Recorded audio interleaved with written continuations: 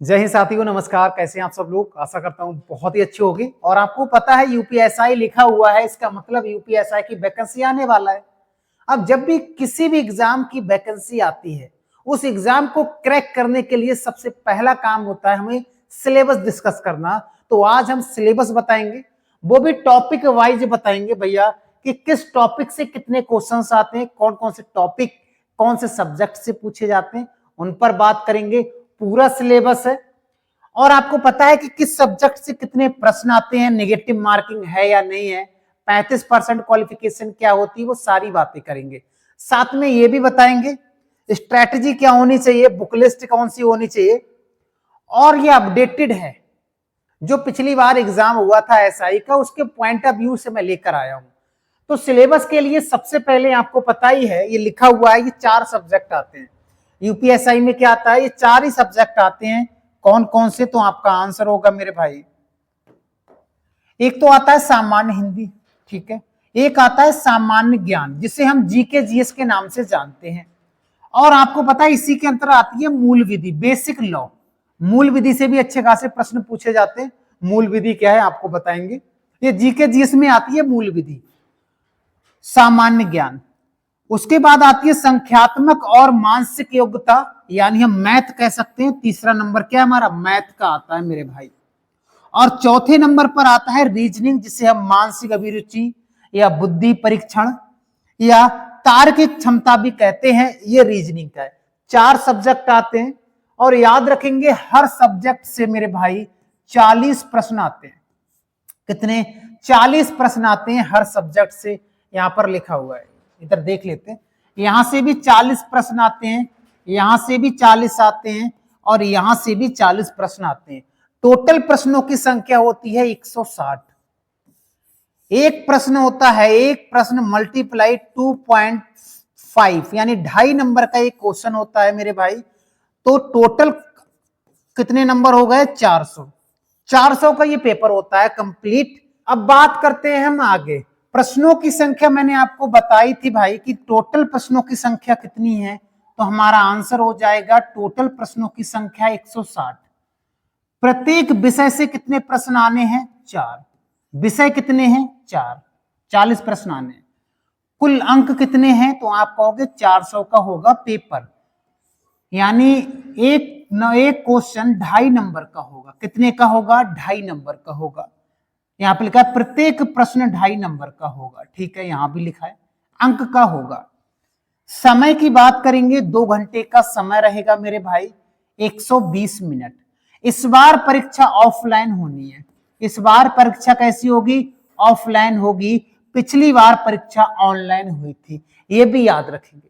इस बार ये कहा गया है परीक्षा ऑफलाइन दिया जाएगा, ठीक है, यानी गोला भरने को आएगा।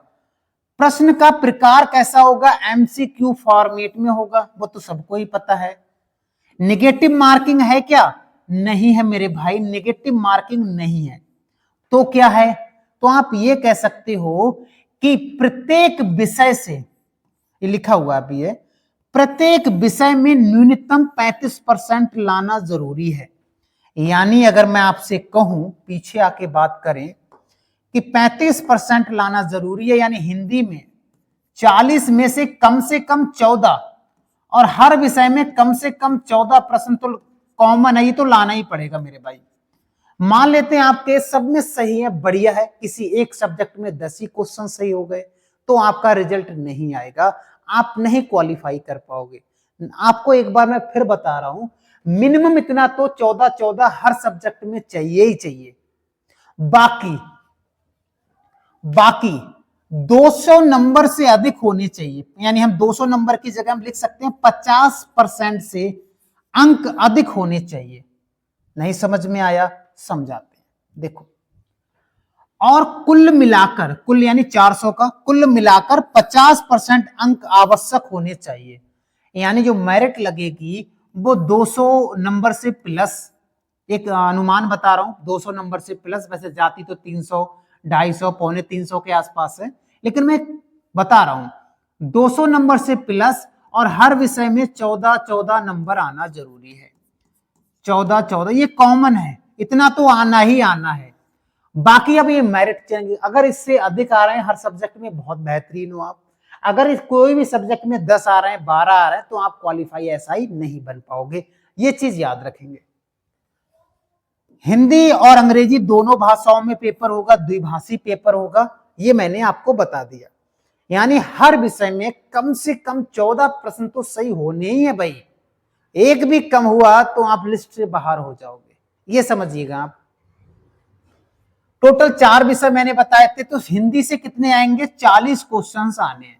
हिंदी के कौन कौन से टॉपिक हैं जहां से 40 क्वेश्चंस आने वाले हैं, तो एक तो वर्णमाला, पर्यायवाची, विलोम शब्द, अनेकार्थी शब्द, बर्तनी, बर्तनी से भी प्रश्न आते हैं 2 से 3, तत्सम तद्भव से प्रश्न आते हैं 2 से 3, संधि से आते हैं, समास से आते हैं, उपसर्ग और प्रत्यय से भी आते हैं, संज्ञा, सर्वनाम, विशेषण और क्रिया से भी प्रश्न पूछे जाते हैं, लिंग वचन कारक से भी हमारे एग्जाम में प्रश्न बनते हैं, वाक्य रचना से भी प्रश्न बनते हैं, वाक्य शुद्धि से भी 2 से 3 प्रश्न आ जाते हैं, रस छंद अलंकार से भी हमारे एग्जाम में प्रश्न बनते हैं, और मुहावरे और लोकोक्तियां से भी प्रश्न आते हैं 2 से 3 प्रश्न। हिंदी साहित्य के प्रमुख रचनाकार से 4 से 5 प्रश्न देखे गए हैं, और बाद में गद्यांश या पद्यांश या पुरस्कार से भी प्रश्न पूछे जाते हैं। तो हिंदी का जो पूरा सिलेबस है जहां से सबसे ज्यादा प्रश्न पूछा जाता है वो यही है, इसे हमको बारी बारी से देखना है, और ये मैं पीडीएफ डाल दूंगा वेबसाइट से, वहां से इसको डाउनलोड भी कर लेना, ठीक है। बात करेंगे दोस्तों सामान्य ज्ञान और समसामयिक घटना यानी करंट अफेयर्स, और इसी में हम मूल विधि और मिला देते हैं। क्या मिला देते हैं, मूल विधि। ये टोटल मिला के कितने नंबर के आएंगे, 40 नंबर के आएंगे, ठीक है।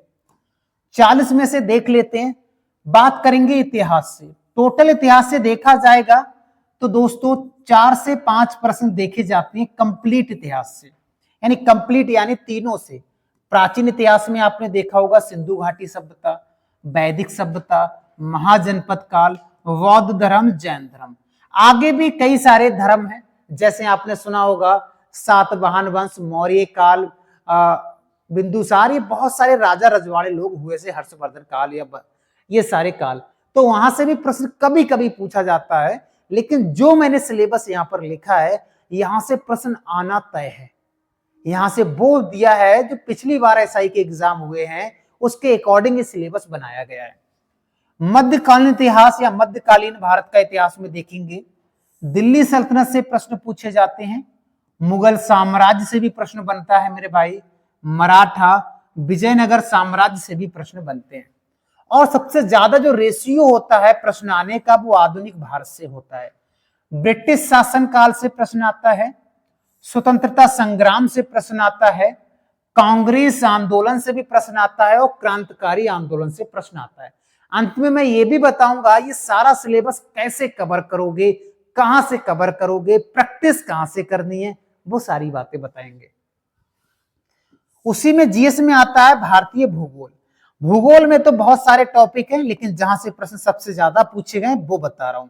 नदियों से प्रश्न बने हुए हैं, जलवायु मानसून से प्रश्न बने हुए हैं, खनिज और ऊर्जा संसाधन से प्रश्न बने हुए हैं, नेशनल पार्क और वाइल्ड लाइफ सेंचुरी से भी प्रश्न बने हुए हैं, कृषि से भी प्रश्न बने हुए हैं। भारतीय भूगोल से बात करें, इतने टॉपिक हैं जहां से प्रश्न आना तय होता है, तो मैंने यहां पर नोट डाउन करा दिया, ये हो गया। अब बात करेंगे संविधान से। संविधान प्लस मूल विधि सबसे ज्यादा रेशियो इन्हीं का रहता है, लगभग में 25 प्रश्न दोनों को मिलाकर पूछे जाते हैं। कितने, 25 प्रश्न भारतीय संविधान और मूल विधि। लेकिन ऐसा ये नहीं है कि हर शिफ्ट में 25 ही पूछे जाएं, ये जरूरी नहीं है। हो सकता है, जैसे मैं रेशियो बांट देता हूं, मान देते हैं संविधान की मैं बात करूं यहां पर, और यहां पर बात करूं मूल विधि की। संविधान से अप्रोक्स मान सकता हूं 15 से 18 क्वेश्चंस के बीच में आते हैं, ठीक है। और मूल विधि की मैं बात करूं यहां पर, तो याद रखेंगे 8 से 10 के बीच में यहां से प्रश्न आते हैं। अब है क्या, कभी कभी रेशियो उल्टा हो जाता है, किसी किसी सेट में ये संविधान के पूछ लिए जाते हैं इतनी मात्रा में, इतने मूल विधि से पूछ लिए जाते हैं। या ये भी हो सकता है कुछ साइटों में ये भी देखा गया कि दोनों को मिलाकर 15 क्वेश्चंस भी बने हैं, ऐसा भी देखा गया है कुछ साइटों में। तो दोस्तों ये डिजाइन करते हैं एग्जामिनर कि किस प्रकार से इसमें सिलेबस में ये नहीं डाला है कि इस रेशियो से इतने प्रश्न आने हैं, लेकिन हम क्या अंदाजा लगा सकते हैं पुराने सालों के पेपर को देखकर, तो वही मैं आपको बता रहा हूं। लेकिन सबसे ज्यादा रेशियो इसी का रहता है। अगर आपने संविधान पढ़ लिया, मूल विधि पढ़ लिया, तो आप मान के चलिएगा 40% चीजें आपको यहीं से आनी है, ठीक है, ये मान के चलिएगा, ठीक है। बाकी भूगोल से भी 4 से 5 प्रश्न देखे गए हैं, यहां से भी 4 से 5 प्रश्न देखे गए हैं, यहां से सबसे ज्यादा रेशियो देखा गया है। विश्व भूगोल से अगर मैं बात करूंगा तो 2 से 3 क्वेश्चंस देखे गए हैं यहां से विश्व भूगोल से। महाद्वीपों के बारे में जानकारी ले सकता है वो आपसे, महासागरों के बारे में, जलवायु परिवर्तन और पर्यावरणीय जो मुद्दे होते हैं वहां से भी प्रश्न हमारे एग्जाम में पूछ सकता है। ये वर्ल्ड ज्योग्राफी से है। इकोनॉमिक्स की मैं बात करूंगा, इकोनॉमी की मैं बात करूंगा, तो वहां से भी 1 से 3 प्रश्न, हम 2 से 3 लिख सकते हैं सीधे सीधे, 2 से 3 प्रश्न यहां से पूछे गए इकोनॉमिक्स से, कभी कभी 2, कभी कभी 3, इससे ज्यादा नहीं पूछा गया है। सामान्य विज्ञान से अगर मैं बात करूंगा तो यहां से भी 3 से 4 प्रश्न पूछे जाने की संभावना थी। किसी किसी में 2 भी पूछे गए, किसी में 3, किसी में 4। तो 3 से 4 मैंने रेशियो लिख दिया है। इसमें आपका चाहे फिजिक्स हुआ, बायो हुआ या केमिस्ट्री हुआ, तीनों से 2 से 3 4 प्रश्न मैक्सिमम आएंगे।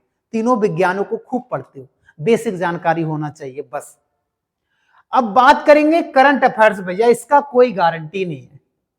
पिछले सालों में जो एएसआई का पेपर हुआ है तो कभी कभी करंट अफेयर से प्रश्न 2 भी पूछे गए, 3 भी पूछे गए, 4 भी, 5 भी, अलग अलग शिफ्टों में अलग अलग प्रकार से पूछे गए। लेकिन हो सकता है इस बार रेशियो 10 प्रश्नों का आ जाए, ये तो एग्जामिनर डिसाइड करेगा, जरूरी नहीं है। हो सकता है प्रीवियस पहले 1-2 प्रश्न आता था, इस बार 10-12 पूछ ले, वो तो ये क्लियर नहीं है भैया करंट अफेयर्स के बारे में। लेकिन हाँ, करंट अफेयर्स में टॉपिक क्या है, राष्ट्रीय और अंतर्राष्ट्रीय समाचारों के बारे में, सरकारी योजनाएं और नीतियों के बारे में पता होना चाहिए, रक्षा, अंतरिक्ष और विज्ञान, खेल कूद और पुरस्कार, और उत्तर प्रदेश के बारे में। उत्तर प्रदेश से पिछली बार एसआई में प्रश्न नहीं देखने गए थे, ना के बराबर, कभी आ गया 2 या कभी 1 प्रश्न आ गया यूपी से। लेकिन हो सकता है इस बार पूछे जाने की संभावना है 5 से 7 प्रश्न यूपी से, और कुछ रेशियो हमारा कम हो जाएगा सब्जेक्ट में।